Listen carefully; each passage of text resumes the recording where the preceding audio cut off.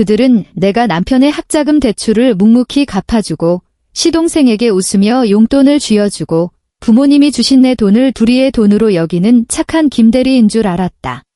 약혼자 박지훈과 그의 부모님이 우리 집에서 혼수로 해준 빌라를 둘러보고 나온 날, 그는 해맑게 웃으며 내게 말했다.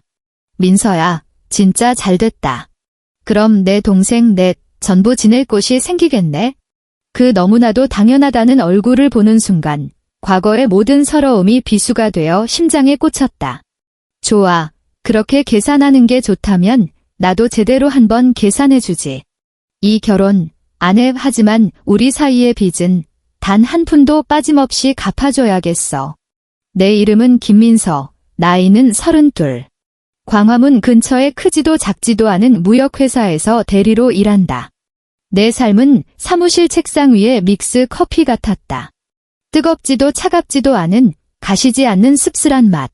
그 씁쓸함의 대부분은 내 약혼자 박지훈에게서 비롯되었다. 우리는 5년을 만났다. 27부터 32까지 여자 인생의 가장 빛나는 시절을 나는 그의 인생에 꿰매어 넣었다. 나는 아직도 그가 갓 졸업하고 무거운 학자금 대출에 짓눌려 작은 자취방에서 한숨 쉬던 모습을 기억한다. 민서야, 내가 꼭 성공해서 너 호강시켜줄게. 나는 그 말을 믿었다. 그 후로 내 월급은 최소한의 생활비를 제외하고 대부분 그의 통장 속 숫자가 되었다. 꼬박 3년 동안 나는 악착같이 모은 내 돈으로 그의 숨통을 조이던 대출금을 전부 갚아주었다. 대출을 다 갚던 날, 그는 나를 끌어안고 눈시울을 붉히며 말했다. 민서야, 넌 정말 나의 구원자야. 우리 결혼하면 내 건 내 거고 내 건 당연히 내 거지. 나는 그 말에 모든 걸 보상받는 기분이었고 내 모든 희생이 가치 있다고 생각했다. 나는 우리의 미래를 위한 투자라고 순진하게 믿었다. 하지만 나는 잊고 있었다. 투자에는 리스크가 따른다는 것을.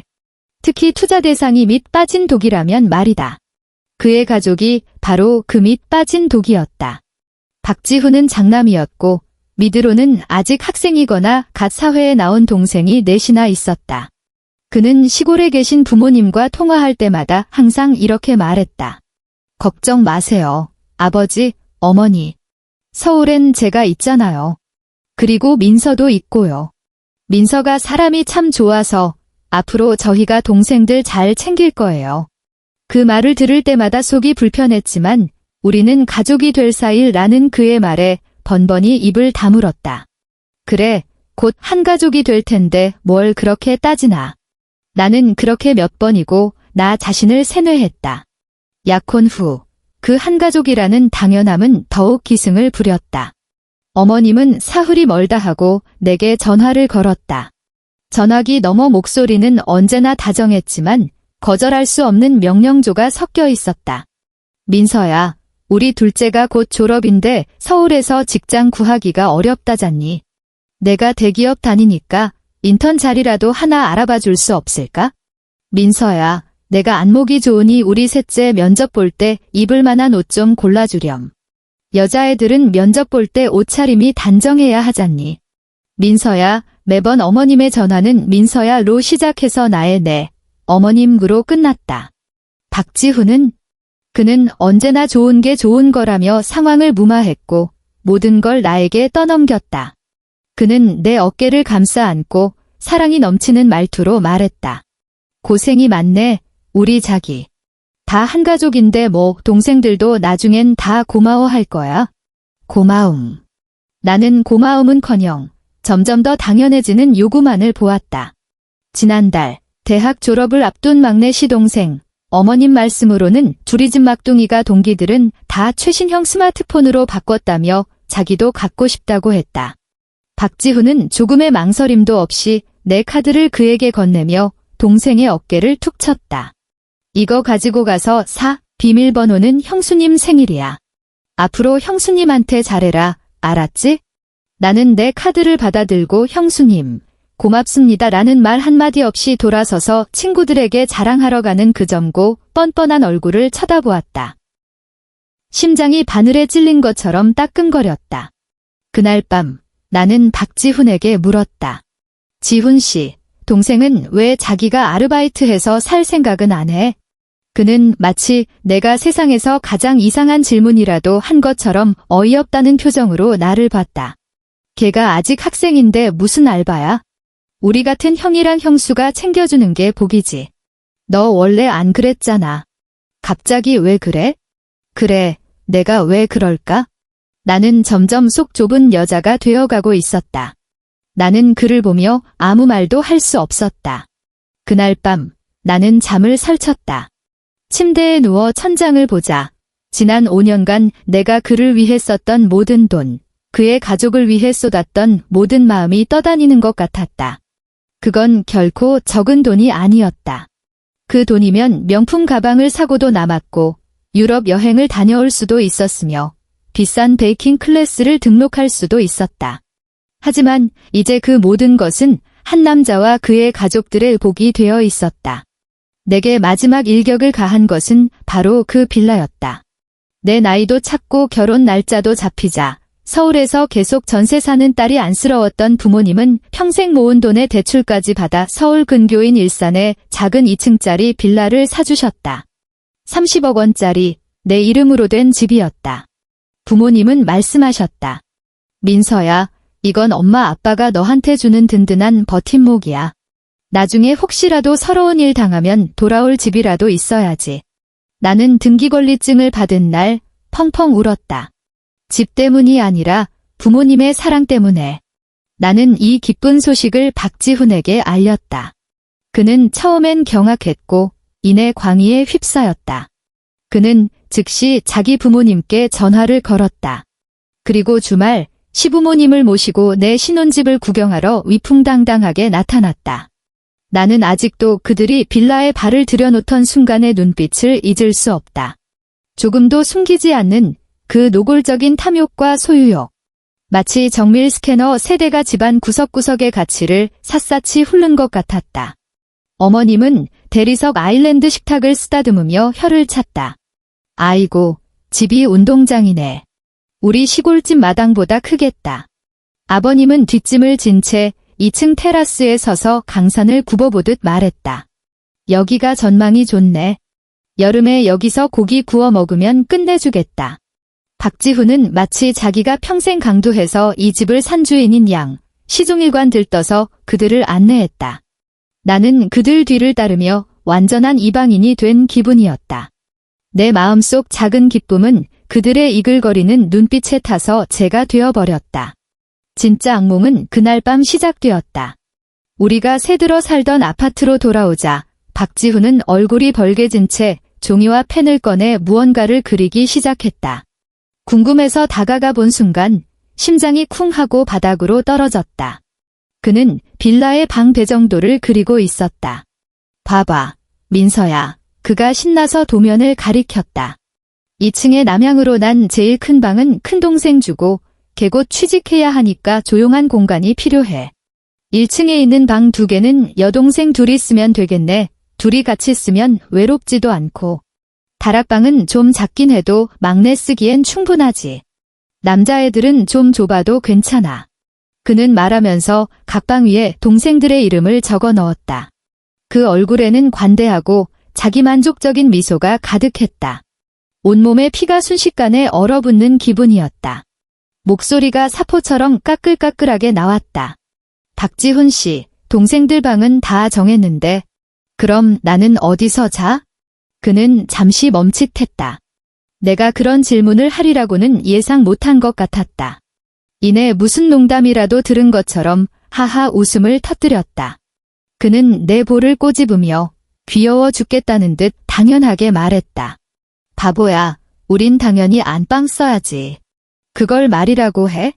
그는 말을 멈추고 여전히 싸늘한 내 얼굴을 보더니 미소를 조금 거두었다. 하지만 말투에 담긴 넌 이해해야 한다는 뉘앙스는 더욱 짙어졌다. 민서야, 내 집이 내 집이고 내 집이 우리 집이지. 걔들은 내 동생이기도 하지만 내 동생이기도 하잖아.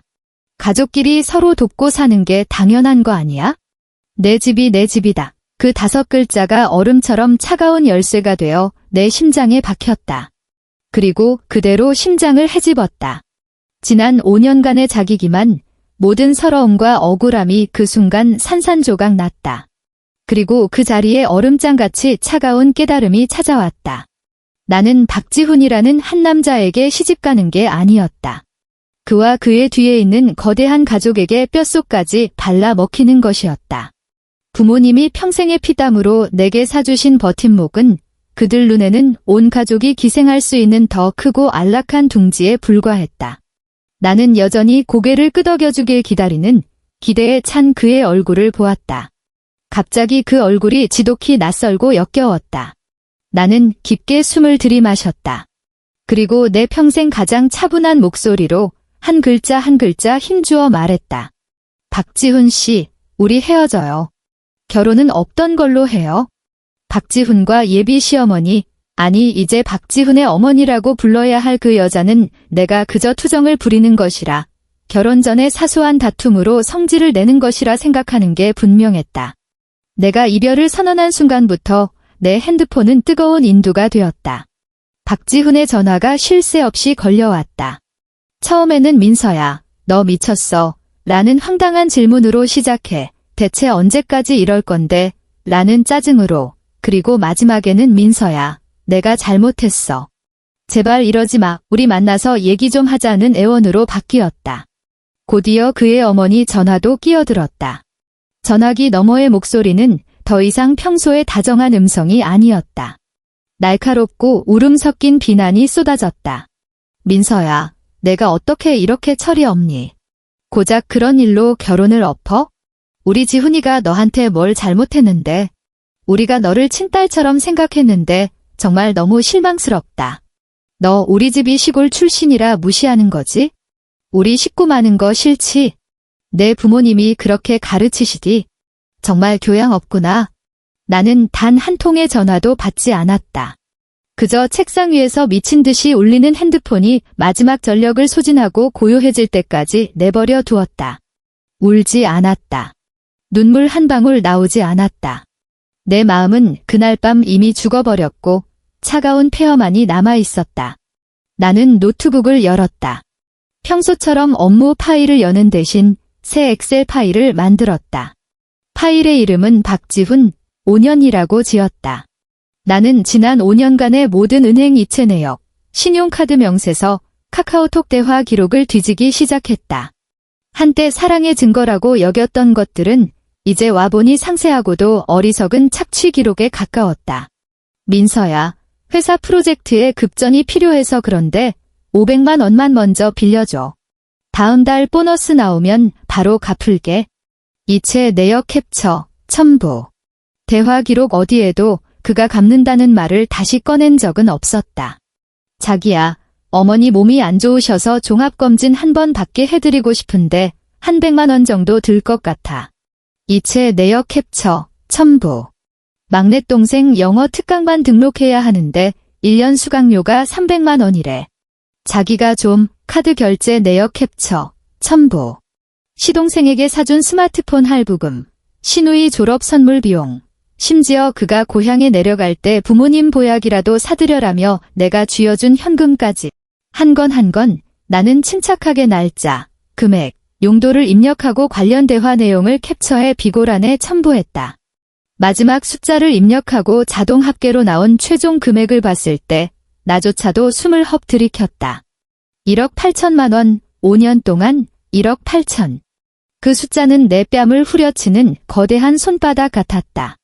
내가 사랑이라 믿었던 것은 결혼을 미끼로 5년간 이어진 맞춤형 빈곤, 구제 프로젝트에 불과했다.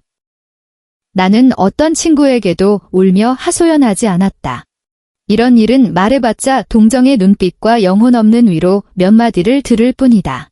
나는 동정이 아니라 내 것을 되찾아야 했다. 나는 인터넷으로 서울에서 재무분쟁과 혼전 재산 문제를 전문으로 다루는 변호사를 검색했고 정신 차린 의뢰인만 받습니다라는 속에 글이 적힌 아주 똑 부러져 보이는 여성 변호사를 찾아냈다. 나는 그 문장이 마음에 들었다. 다음 날 나는 반차를 내고 노트북과 두껍게 출력한 자료 뭉치를 들고 서초동에 있는 그 법률 사무소로 향했다. 이 씨 성을 가진 변호사는 내가 차분하게 모든 과정을 설명하는 것을 듣고 내가 정리한 엑셀 파일과 증거 자료들을 꼼꼼히 검토한 뒤 고개를 들었다. 그녀의 눈에는 칭찬의 기색이 살짝 서려 있었다. 김민서 씨, 아주 잘하셨습니다. 제가 만나본 의뢰인들 중 90%보다 훨씬 침착하고 조리 있으시네요. 그녀는 화면의 표를 가리키며 말했다. 증거 자료들이 매우 완벽합니다. 고액 이체의 경우 모두 대여 혹은 대납의 의도가 명확한 대화 기록이 뒷받침되고 있어요. 정식 차용증은 없지만 법적으로 이 기록들은 사실상의 채권 채무 관계를 입증하기에 충분합니다. 나는 고개를 끄덕였다. 마음속에 매달려 있던 돌덩이의 절반이 내려앉는 기분이었다. 그럼 이 변호사님, 돈을 전부 돌려받을 수 있을까요? 그녀가 웃었다. 자신감 넘치고 전문적인 미소였다. 김민서 씨, 우리가 받아내야 할 것은 돈이 아니라 빚입니다. 이건 감정이나 가족이라는 말로 어물쩍 넘어갈 수 있는 돈이 아니라 법적 효력을 갖는 반드시 갚아야 할 채무라는 사실을 박지훈 씨에게 명확히 인지시켜야 합니다. 나는 그녀를 보며 드디어 함께 싸울 무기를 찾은 기분이었다. 박지훈과 그의 가족들이 생각하는 냉각기 동안 나는 어떤 반응도 보이지 않았다. 그들은 아마 내가 어딘가에서 슬퍼하며 박지훈이 자세를 낮춰 나를 달래주기만을 기다리고 있을 거라 생각했을 것이다. 그들의 착각이었다.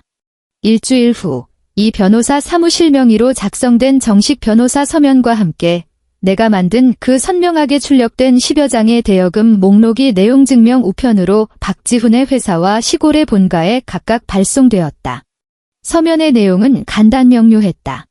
박지훈 씨는 지난 5년간 혼인을 전제로 김민서 씨에게 빌린 금액 총 1억 8천만 원을 1개월 내에 변제할 것을 요구한다.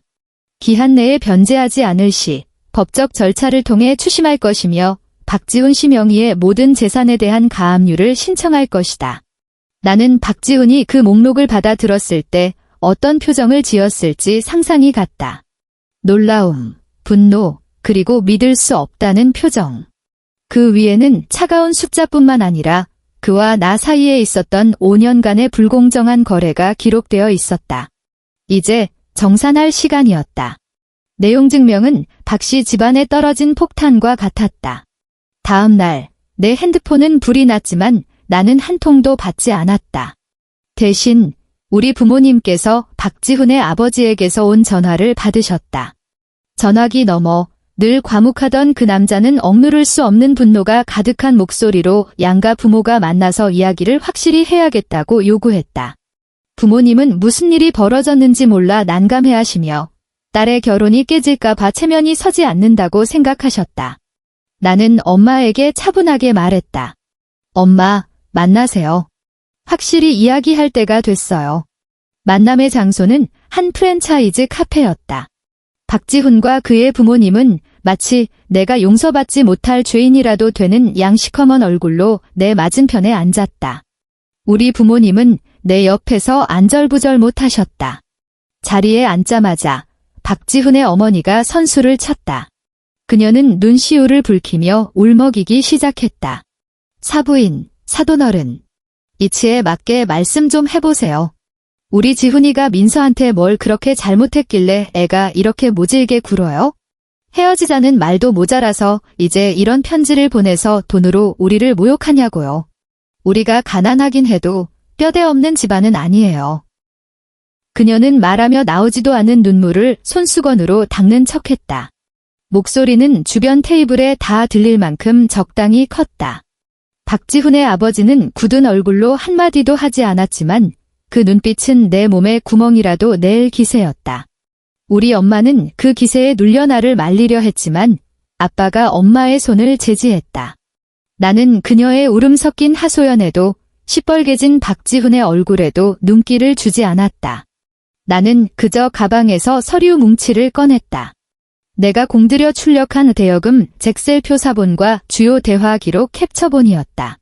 나는 서류를 내부로 나누어 박지훈, 그의 아버지, 그의 어머니, 그리고 우리 부모님 앞에 각각 놓았다. 어머님, 나는 박지훈의 어머니를 보며 말했다. 목소리는 크지 않았지만 그녀의 흐느낌을 덮을 만큼 또렷했다. 저는 두 분을 모욕할 생각이 없습니다. 그저 사실을 말씀드리는 것뿐이에요. 이 위에 적힌 모든 돈은 제가 이유 없이 드린 게 아닙니다. 나는 내 앞에 서류를 들어 한 줄을 가리키며 차분히 말했다. 예를 들어 이 항목, 500만 원 이체 날짜는 2년 전 7월 10일입니다. 당시 대화 기록이 여기 있어요. 나는 다른 캡처본을 내밀었다. 지훈 씨가 회사 프로젝트에 급전이 필요하다며 다음 달 보너스를 받으면 갚겠다고 했죠. 저는 돈을 보냈지만 그는 다시는 그 이야기를 꺼내지 않았습니다. 나는 또 다른 항목을 가리켰다. 그리고 이거 300만 원 작년 3월이네요. 지훈 씨가 여동생이 비싼 영어 특강을 듣고 싶어 한다며 학원비를 먼저 내달라고 했죠. 결제 기록은 제 카드입니다. 나는 잠시 말을 멈추고 점점 굳어가는 그들의 얼굴을 훑어본 뒤 최신형 스마트폰 구매 내역에 시선을 고정했다. 그리고 이것 180만 원 남동생 핸드폰 값입니다. 지훈 씨는 그때 일단 내 카드로 긁고 다음 달 월급날 줄게라고 했죠. 하지만 저는 아직도 그 돈을 받지 못했습니다. 그건 내가 좋아서 사준 거잖아. 연애하면서 나한테 돈 좀 쓸 수도 있지? 그건 증여야. 증여라고. 박지훈이 마침내 참지 못하고 테이블을 치며 일어섰다. 분노로 얼굴 근육이 뒤틀렸다. 그가 소리치자 카페 안의 모든 시선이 우리에게 쏠렸다. 나는 그에게 겁먹지 않았다. 오히려 그의 말에 동의한다는 듯 고개를 끄덕였다. 그리고 내 옆에 조용히 앉아있던 이 변호사에게로 고개를 돌렸다. 그렇다. 나는 그녀도 함께 불렀다. 이 변호사는 미소를 지으며 안경을 고쳐 썼다. 그녀는 어떤 감정도 섞이지 않은 전문가의 목소리로 입을 열었다. 그 목소리는 박지훈의 마지막 위선을 가르는 예리한 메스와 같았다. 박지훈 씨, 말씀하신 대로 일부 금액은 연애 기간 중의 증여로 볼 수 있습니다. 하지만 그녀는 목소리에 힘을 주었다. 우리 민법에 따르면 혼인을 전제로 한 증여는 약혼이 파기될 경우 그 파기의 원인을 제공한 유책 배우자에게 반환을 청구할 수 있습니다. 그녀는 잠시 말을 멈추고 박지훈을 날카롭게 응시했다.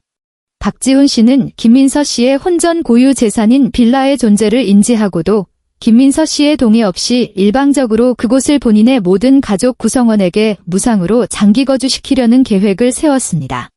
그리고 이를 결혼의 당연한 전제 조건으로 삼았죠. 이 행위는 법적으로 혼인관계를 파탄에 이르게 한 중대한 귀책 사유로 인정되기에 충분합니다. 따라서 김민서 씨는 명백한 대여 의사가 있었던 금액은 물론이고 결혼을 전제로 한 모든 증여 재산의 반환을 청구할 권리가 있습니다.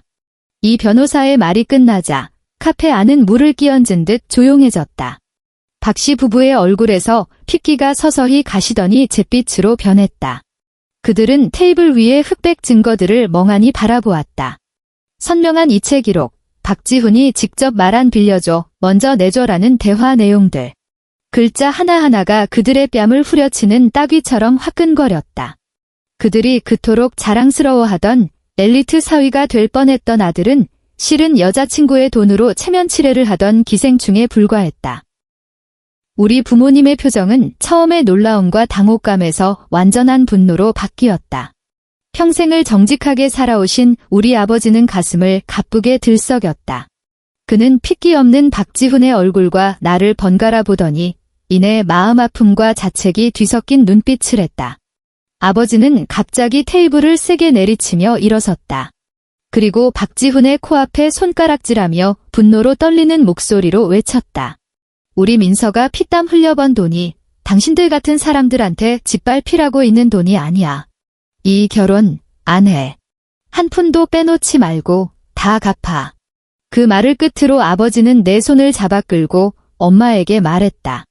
갑시다. 카페를 나서는 순간 서울의 햇살이 내리쬐었다. 하늘이 저토록 파랗다는 것을 나는 처음 깨달았다. 박지훈은 변호사 서면과 그날의 대치를 대수롭지 않게 여긴 게 분명했다. 그는 뼛속까지 내가 겁을 주려는 것이며 결국 본연의 정 때문에 마음이 약해질 것이라고 믿었다.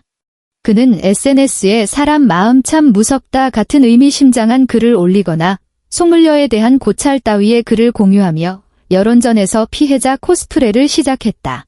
돈 갚는 일에 대해서는 무시와 시간 끌기 전략을 택했다.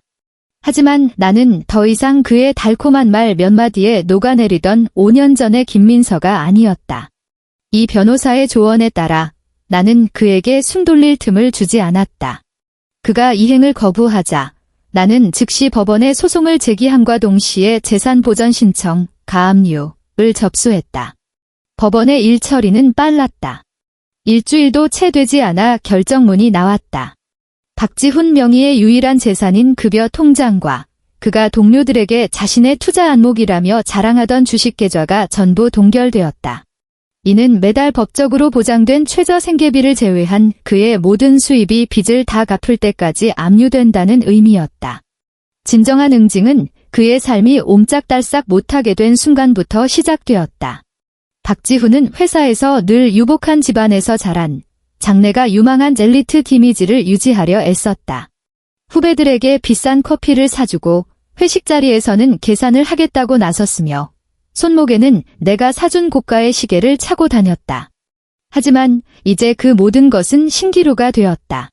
한 번은 회사 회식에서 그가 습관처럼 카드를 내밀었는데 포스기에서 한도 초과가 떠서 분위기가 아주 어색해졌다는 소문도 들었다. 그는 더 이상 점심시간에 고급 레스토랑에 가지 못하고 인턴 사원들처럼 편의점에서 삼각김밥으로 끼니를 때웠다. 그에게 용돈을 받고 나의 후원을 받는데 익숙해져 있던 그의 동생들도 금세 장남의 궁핍함을 알아차렸다. 그들은 더 이상 오빠에게서 용돈을 받지 못했고 최신형 전자제품을 갖는 것은 꿈도 꿀 수 없게 되었다. 나는 어떤 경로를 통해 그들의 가족 단톡방 캡처본을 보게 되었다. 한때 못봐 최고, 오빠 고마워로 가득 찼던 그곳은 이제 싸움과 비난으로 넘쳐났다. 오빠, 도대체 어떻게 된 거야? 이번 달 생활비 왜 아직 안 보내줘? 오빠, 나 노트북 바꿔준다며? 이제 어떻게 해? 다 그 여자 때문이야. 오빠는 어떻게 그렇게 계산적인 여자를 만났어? 그리고 박지훈은 그 안에서 무력하게 변명하거나 아예 침묵으로 일관했다. 그가 직접 쌓아 올린 장남으로서의 쥐신과 체면은 경제력을 잃는 순간 와르르 무너져 내렸다. 그는 자신이 가장 자랑스러워하던 가족에게 철저히 버림받았다. 몇 달 후 법원 판결이 나왔다. 예상대로 나는 승소했다. 판결문에는 박지훈이 내게 1억 8천만 원과 그에 따른 법정이자를 상환해야 한다고 명시되어 있었다. 빚을 빨리 갚기 위해 그는 자신의 젤리트 가면이었던 자가용을 팔아야만 했다. 그는 원래 살던 아파트에서 나와 서울의 외진 구석에 있는 고시원 단칸방을 구했다는 소문이 들렸다. 그의 인생은 부잣집 여자와 결혼해 빌라에 입성할 인생의 승리자에서 월급의 대부분이 압류되고 가족에게 원망받으며 동료들에게 무시당하는 나락으로 순식간에 떨어졌다. 나는 조금의 통쾌함도 느끼지 못했다. 그저 모든 것이 제자리를 찾은 듯한 평온함만이 있었다. 이것은 악의적인 복수가 아니었다. 그저 인과응보일 뿐. 그가 잃은 것들은 애초에 그의 것이 아니었다. 나는 그 빌라를 팔지 않았다. 그 집은 부모님의 사랑이자 내 미래의 든든한 버팀목이었다. 나는 약간의 돈을 들여 내 취향대로 간단히 인테리어를 하고 편안한 가구와 따뜻한 카페트를 들였다. 그리고 한 여성 커뮤니티에 하우스메이트를 구한다는 글을 올렸다. 조건은 간단했다. 경제적으로 독립적이고 생활 습관이 깔끔하며 서로를 존중하는 미혼의 직장 여성이었다. 곧 많은 답장이 왔다. 나는 고심 끝에 나와 나이가 비슷한 3명의 여자를 선택했다. 한 명은 프리랜서 일러스트레이터, 한 명은 프로그래머, 그리고 다른 한 명은 고등학교 교사였다. 우리 4사람은 그렇게 이 넓은 빌라의 새로운 주인이 되었다. 집은 처음으로 진정한 의미의 웃음소리로 가득 찼다. 우리는 주말이면 거실 소파에 옹기종기 모여 영화를 보며 막장 드라마 욕을 했고 오픈형 주방에서 함께 새로운 레시피를 연구하고는 예쁘게 플레이팅해서 인스타그램에 올렸다. 어떤 날 밤에는 와인 한 병을 따놓고 각자의 회사에서 겪은 짜증나는 일과 미래에 대한 막막함을 털어놓기도 했다. 이 집은 더 이상 박씨 일가가 탐내던 둥지가 아니었다. 서울에서 홀로 분투하는 우리 여자들의 따뜻한 안식처이자 든든한 요새가 되었다. 돌려받은 돈을 나는 함부로 쓰지 않았다. 돈을 두 덩이로 나누어 한 부분은 안정적인 재테크에 투자했고 다른 한 부분으로는 늘 배우고 싶었지만 너무 비싸다, 시간이 없다는 핑계로 미뤄왔던 프렌치 베이킹 클래스를 등록했다. 매주 수요일 저녁 나는 앞치마를 두르고 버터와 밀가루 향이 가득한 교실에서 크루아상과 마카롱 만드는 법을 배웠다. 내 손에서 앙증맞은 디저트들이 탄생하는 것을 볼 때마다 나는 지금껏 느껴보지 못한 순수한 행복을 느꼈다. 그 행복은 누구에게도 기댄 것이 아닌 오직 나 자신의 성장과 창조에서 비롯된 것이었다. 내 삶의 중심은 한 남자와 그의 가족에게서 온전히 나 자신에게로 옮겨왔다. 나는 운동을 시작했고 책을 읽었으며 내 커리어를 다시 설계하기 시작했다. 한 사람에게 내 모든 에너지를 쏟아붓지 않으니 내 세상이 이렇게나 넓어졌다는 것을 깨달았다. 어느 금요일 저녁 나는 기분 좋게 퇴근하고 룸메이트들에게 줄 맥주와 치킨을 사기 위해 회사 아래 편의점으로 향했다. 오늘 밤 우리의 빌라에서 일러스트레이터가 큰 프로젝트를 따낸 것을 축하하기 위한 작은 파티를 열기로 약속했기 때문이다. 편의점 문을 밀고 들어서는 순간 나는 걸음을 멈췄다. 입구 계단에 한 남자가 앉아 소주병을 옆에 둔 채 삼각김밥을 뜯고 있었다. 구겨진 셔츠, 기름진 머리카락. 그는 온몸으로 지쳐 있었고 눈빛은 초췌하고 공허했다. 박지훈이었다. 그도 나를 보았다. 우리의 시선이 허공에서 0.1초쯤 마주쳤다. 그의 눈빛은 복잡했다. 놀라움, 원망, 그리고 읽을 수 없는 약간의 후회. 나는 그가 입을 여는 것을 보았다. 무언가 말하려는 것 같았다. 하지만 나는 그저 모르는 사람을 본 것처럼 아무렇지 않게 시선을 거두고 편의점 안으로 들어갔다. 나는 익숙하게 냉장고에서 우리가 좋아하는 맥주 몇 캔을 꺼내고 즉석식품 코너에서 갓 튀겨낸 치킨 한 박스를 주문했다. 계산을 하는 동안 등 뒤에서 느껴지는 뜨거운 시선이 나를 계속 따라왔다. 나는 뒤돌아보지 않았다. 맥주와 치킨이 담긴 봉투를 들고 문을 열고 서울의 찬란한 저녁 노을 속으로 걸어 들어갔다. 등 뒤의 모든 것은 더 이상 나와 상관없는 일이었다. 오늘 밤 나의 여자들이 집에서 나를 기다리고 있다. 우리의 파티는 이제 막 시작될 참이니까. 엔드.